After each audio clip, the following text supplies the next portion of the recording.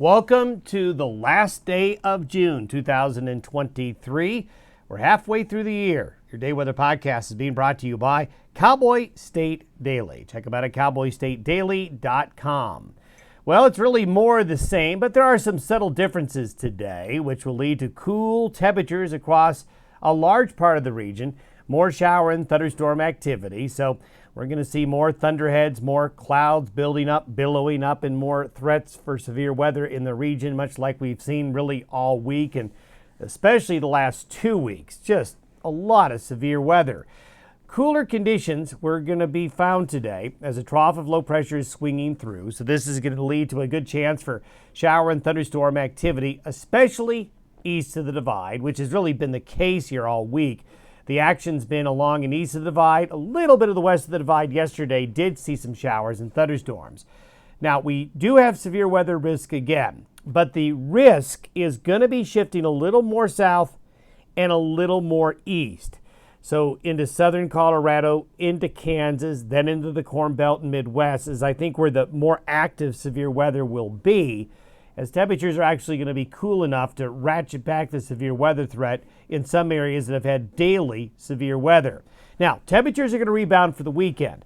Now, we're also not going to see as many thunderstorms as Saturday. I'm not saying there won't be any thunderstorms. There just will be a considerable amount less of activity with the drier, stable air behind the front. However, return moisture comes back in. And what this will mean is we're back into afternoon and evening thunderstorms, especially east of the divide, Sunday through the 4th of July Tuesday. The 4th of July Tuesday, we may end up with a severe weather threat. That is something for the 4th of July we'll need to keep an eye on. So make sure you tune in Monday as that thunderstorm threat on Tuesday goes up, and they could be stronger because another front will approach about during that time frame. Some shots of big, huge thunderheads again yesterday. This from Foxborough, west of Laramie in the Snowy Range yesterday. Up around the Wright area, another round of heavy thunderstorm activity in southern Campbell County and all across the eastern plains. Another shot of Gillette of building shower and thunderstorm activity. That a big thunderhead viewed south of Cheyenne last night before those overnight thunderstorms came into the capital city. You notice that distinct line right there. What's going on? Well, that is a shadow from another building cloud and a thunderhead you can't see in this photo. Thunderstorm growing so tall that it's casting a large shadow. And they'll do that. You'll especially see that over the long stretching anvil tops that block the sun and cause a big shadow on the ground. This morning's satellite photo, you swear that this is the one I showed you yesterday and the one I showed you before, because the weather pattern just keeps repeating. The thunderstorms develop in the high plains and along the east slopes of the Rockies. Then they work their way out into the plains and Corn Belt, and here we go again. This will look just like the podcast for the last several days. The same area, across Nebraska, heading in the Corn Belt, getting another round of showers and thunderstorms and much needed rain heading into the Corn Belt region from these showers and thunderstorms. As we take a look at where the trough is going to be, this is for noon today. See that it's moving finally?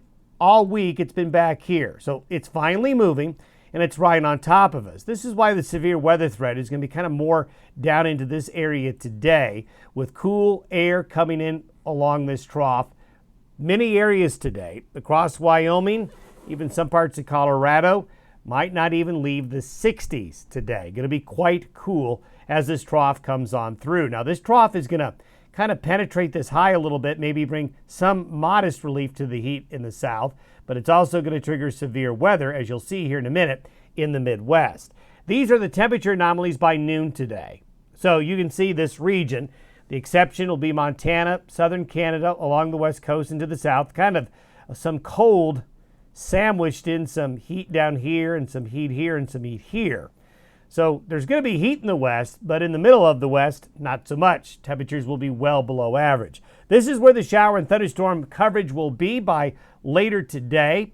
You can see it's going to be across West Texas, down into a southern Colorado, northwest Kansas area, and then into parts of the Corn Belt and Midwest, but also on the east side of the Rockies in northern Montana and Alberta, out into Saskatchewan, some showers and thunderstorms as well. This is where the severe weather risk is higher today. This arch of severe weather right here is where the worst of the storms will be, which means a southern shift. It's been up more north along and centered along I-90 and I-80. Now, more shifting south and east because the trough is moving, pushing everything a little bit more south and east. This is by noon Sunday. The trough is in the Great Lakes. The high pressure gets suppressed, but notice high pressure now is building into the Great Basin, building in some heat into California. The desert state's going to be heating on up. Some of that heat, some of the warmer temperatures will be getting into the Rockies. But notice up here, we still have a lot of weather up into the Gulf of Alaska, up there in the Aleutians, up into western Canada. And this will be what we'll be watching for the 4th of July. What this means is Saturday, Sunday, and Monday, and probably for most of Tuesday, warmer temperatures will move back in. This is the thunderstorm forecast for Saturday. So notice we have two distinct areas. The monsoon, we'll talk about that here in a minute, starting in Mexico finally, and then this arch of severe weather into the central and southeastern areas of the United States. Some thunderstorms up in the western areas of Canada, up into Montana and North Dakota. But there will be an area right here where the coverage and the amount of thunderstorm activity will be less tomorrow. So a little bit of a break in that area I just circled, because that area I circled, especially east of the mountains, has just been hit relentlessly with heavy rain, hail, and tornadoes day after day here this week. So there's a little bit of a modest break Saturday. And this is where the severe weather risk is Saturday. More towards the Midwest and the eastern part of the United States and parts of the Southeast. That's where the severe weather is going to be. The lighter shade of green just means your garden variety thunderstorms. This is where we're going to be on Sunday. Notice this north-south axis. This is going to continue to be kind of the trend with the thunderstorms this weekend. So if you're on the western slope of Colorado, western Wyoming, western Montana here, you've got less thunderstorm activity to worry about. It'll be much less as the air will be much drier. But there's going to be a feed of moisture coming up from the south here. And with daytime heating, you're going to get back into these afternoon and evening thunderstorms. So this is Sunday. This is the severe weather risk for Sunday. So we have some marginal areas where thunderstorm activity picks up again, and you can see more thunderstorm activity going into the mid-Atlantic, the Ohio Valley there. And then this is for Monday. Thunderstorms do get a little bit more west of the divide. So Monday, there's a bit of an uptick. Thunderstorm activity becomes a bit more widespread. By the 4th of July, Tuesday, we have another trough and a front right here approaching. This is on noon Tuesday. So the timing of this front is late Tuesday afternoon and evening, which means with that flow of moisture coming up along and east of the divide, we may very well have a risk for severe weather on the 4th of July in these areas right here. So we're going to have to watch that. We could have some severe weather on the 4th of July, late afternoon and evening. Hopefully they'll be done by the time the fireworks display goes up. But you can see where the concentration is. Again, it's along the Front Range and just east of the Front Range where that thunderstorm risk will be the highest. These thunderstorms will continue overnight Tuesday night and into Wednesday morning out on into the plains. So this goes without saying. As you plan your 4th of July weekend, if you're going to be in the mountains and east of the divide, Front Range, out in the plains, that's where the thunderstorm risk is going to be the highest. However, there will be times the mountains and west of the divide will get into isolated to scattered showers and thunderstorms as well. So you just need to plan on them. Take advantage of the mornings before these afternoon clouds build into these late day showers and storms. Notice by Tuesday, look at all the thunderstorm activity now in central and northwest Mexico. Finally, we're getting the monsoon kicking into gear. Why? Well, if you tuned in a couple of weeks ago when we talked about the monsoon and how it's tied to sea surface temperatures in the Gulf of California, and you've got to get to be 26 degrees Celsius or higher for that moisture to get into the air to help feed the monsoon thunderstorms. Well, we finally have gotten it.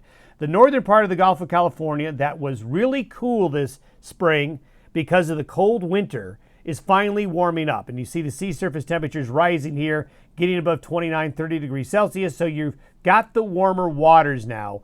So the desert southwest monsoon season, especially by next weekend, kicks into gear. And you can see that in the precipitable water forecast. See all the green here in Mexico, getting into Arizona, getting into the Four Corners region. So by next weekend, this part of the country right here, which has really had not a lot of thunderstorm activity, is going to start to see it finally kick into gear. Have yourself a great weekend. We'll update you on Monday.